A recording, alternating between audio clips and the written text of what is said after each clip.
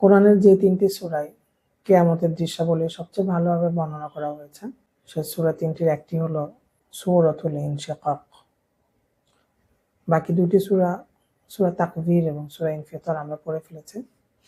আজকে আমরা সূরা ইনশিকাক পড়ব ইনশাআল্লাহ। বিসমিল্লাহির রহমানির রহিম। ইদাস সামাউ ইনশাক্কাত, যখন আসমান ইনশাক্কাত বিদীর্ণ হয়ে যাবে, ভেতর থেকে ফেটে যাবে। কিয়ামতের দিন আসমান ফেটে যেতে থাকবে এবং বিভিন্ন রং ধারণ করতে থাকবে। ওয়া আজিনাত লিরাব্বিহা, এবং আসমান তার রবের হুকুম তামিল করবে। ওয়া হুক্কাত, এবং তার রবের হুকুম পালন করাই তার জন্য করণীয়। ওয়া ইজাল আরদু, এবং যখন জমিন মুদ্দাত সম্প্রসারিত করা হবে, যেভাবে রাবার টেনে লম্বা করা হয় সেভাবে জমিনকে টেনে সম্প্রসারিত করা হবে এবং সম্পূর্ণ জমিনটুকু সমতল হবে। এখানে জমিনের মধ্যে আর কোনো খাদ, কোন চড়াই উতরাই থাকবে না। সম্পূর্ণ জমিনটুকু সমতল একটা মাঠের মধ্যে হবে।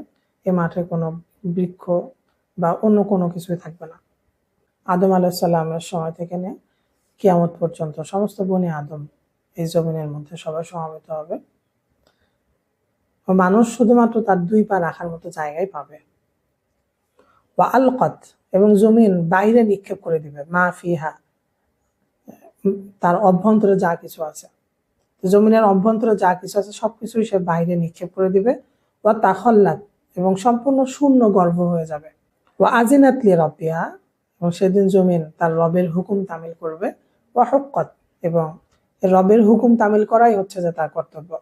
1 থেকে 5 নং আয়াত পর্যন্ত কিয়ামতের এই ঘটনাগুলো বর্ণনা করার পরে 6 নং আয়াতে বলা হচ্ছে, ইয়া আইয়ুহাল ইনসান, হে মানুষ, ইন্নাকা, নিশ্চয় তুমি বা তোমার কর্তব্য, কাদিহুন ইলা রব্বিকা কাদহান ফামুলাকি।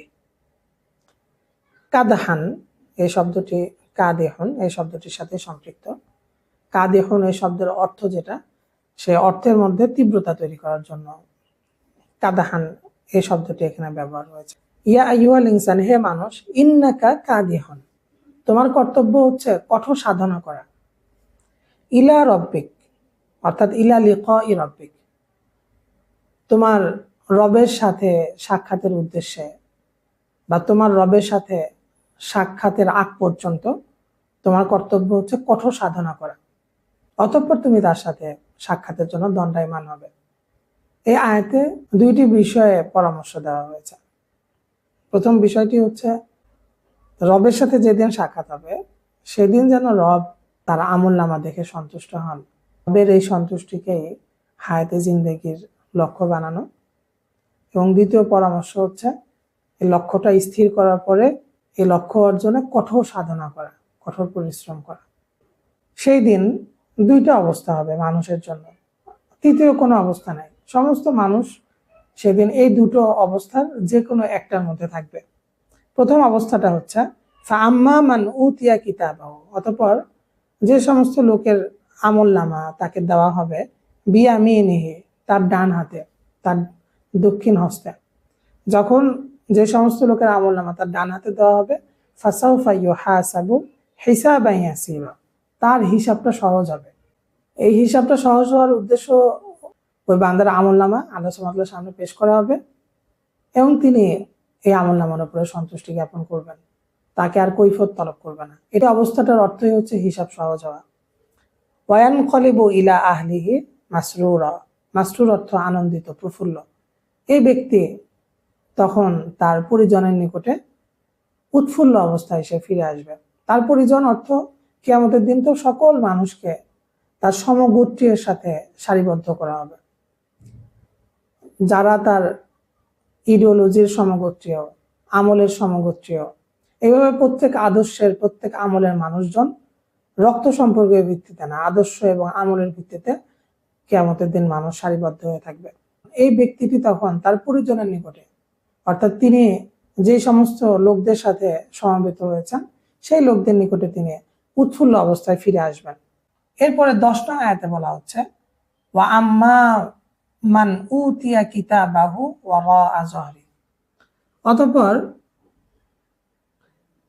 যে ব্যক্তির আমলনামা দেওয়া হবে ওয়ারাআ যাহরি, তার পিঠের পিছন থেকে, 2 হাত পিছনে নিয়ে যেভাবে হ্যান্ডকাফ করা হয় ঠিক সেরকম যার আমলনামাটা বাম হাতে দেওয়া হবে তার বাম হাত তার বুকের ভিতর থেকে বিদীর্ণ করে পিঠের পিছনে নিয়ে সেখানে তার আমলনামা দেওয়া হবে। তো ফাসাউফা ইয়াদউ সুবুরা, এই ব্যক্তি তখন তার ধ্বংস কামনা করতে থাকবে। এই ব্যক্তি তখন চাইতে থাকবে যেন তার অস্তিত্ব চিরদিনের জন্য নিঃশেষ হয়ে যায়। ওয়াসলা সাঈরা, এবং সে প্রজ্বলিত আগুনে জাহান্নামে প্রবেশ করবে। অথচ এই ব্যক্তি দুনিয়ার জীবনে তার আহাল, তার পরিবার এবং সমগোত্রীয় লোকদেরকে নিয়ে সে খুব উৎফুল্ল জীবন যাপন করেছে। আজকে দেখা যাচ্ছে বিপরীত চিত্র। যার আমলনামা ডান হাতে দেওয়া হলো সেই ব্যক্তি খুব উৎফুল্ল চিত্তে তার পরিজনের নিকটে ফেরত যাচ্ছেন, আর অপরদিকে যার আমলনামা বাম হাতে দেওয়া হলো পিঠের পিছন থেকে, সে তার ধ্বংস কামনা করছে এবং সে শীঘ্রই জ্বলন্ত অগ্নিতে প্রবেশ করবে। অথচ এই ব্যক্তি ইন্নাহু কানা, সেই ব্যক্তি ছিল ফি আহলিহি, তার পরিজনের ভিতরে, তার সমগোত্রের মধ্যে মাসরুর, আনন্দিত এবং উৎফুল্ল দুনিয়ার জীবনে।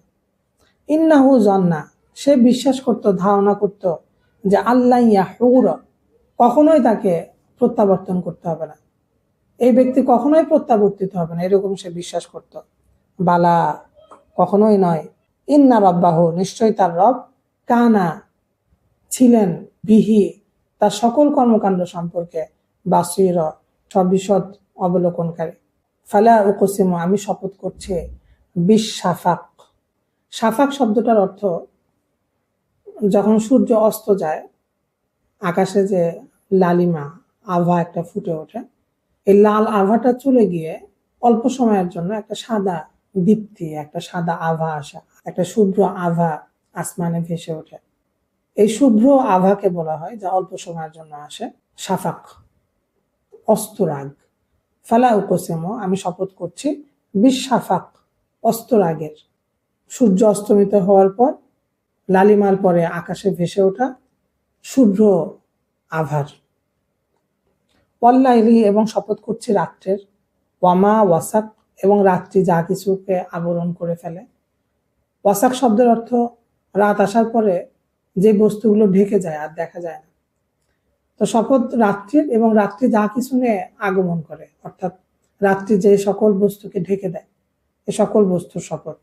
ওয়াল কমারি, এবং শপথ চন্দ্রের, ইজাত তাসাক, যখন চন্দ্র পূর্ণ আলোকিত হয়ে ওঠে, যে সময়টাতে, যে দিনগুলোতে চন্দ্র পূর্ণরূপে আলোকিত থাকে।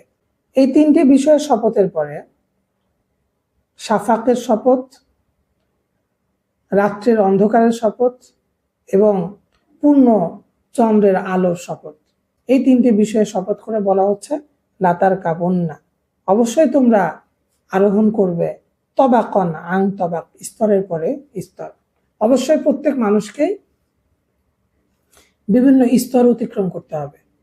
মাতৃগর্ভ থেকে নিয়ে পৃথিবীতে ভূমিষ্ঠ হওয়া পর্যন্ত, এরপর পৃথিবীতে শিশু, বাল্যকাল, কৈশোর, যৌবন এবং অন্যান্য সকল পর্যায়গুলো স্তরে স্তরে অতিক্রম করে একটা সময় মানুষ কবরে এবং কিয়ামত পর্যন্ত পৌঁছে যাবে। ফামা লাহুম, অতএব তাদের কি হলো, লা ইউমিনুন, কেন তারা বিশ্বাস স্থাপন করে না আল্লাহর প্রতি, কোরআনের প্রতি।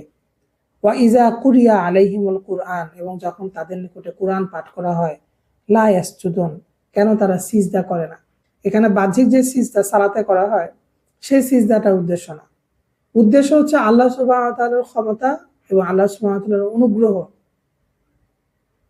এই উভয়টা দ্বারা প্রভাবিত হয়ে মানুষের অন্তর আল্লাহ সুবহানাহু ওয়া তাআলার প্রতি নত হয়ে আসা,